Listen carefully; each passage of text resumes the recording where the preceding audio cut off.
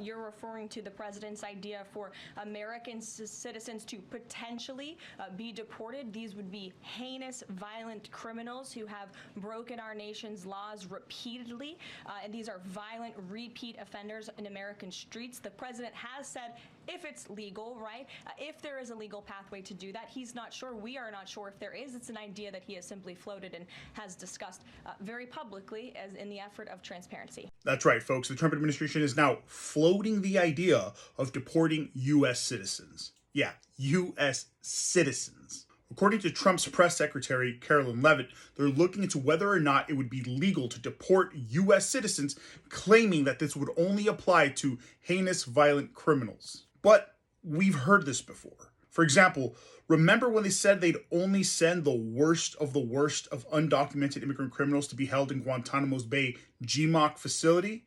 Well, CBS News later confirmed that many of those sent to GMOC were actually low-risk migrants, meaning that they actually had no criminal background.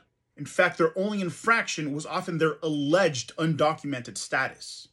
Then it happened again with Secot, El Salvador's notorious maximum security mega prison. The Trump administration claimed to only be sending violent criminals, many of them gang members affiliated with MS-13 or Tren de Aragua. However, according to reports by Axios, CBS News, and CNN, the majority of those sent to Secot had no criminal record whatsoever or even gang affiliations. And this includes people like Kilmar Abrego Garcia, a Maryland father who was granted protection from deportation but was sent to El Salvador anyway.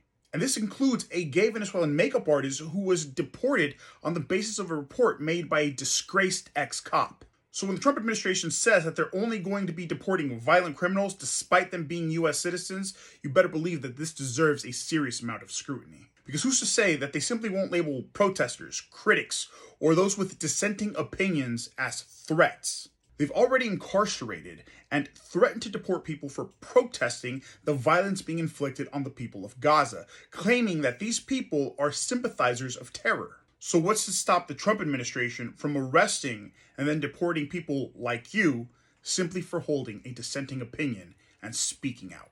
Stay informed, stay skeptical, and share this if you are not okay with U.S. citizens being treated like enemies of the state simply for having a dissenting opinion.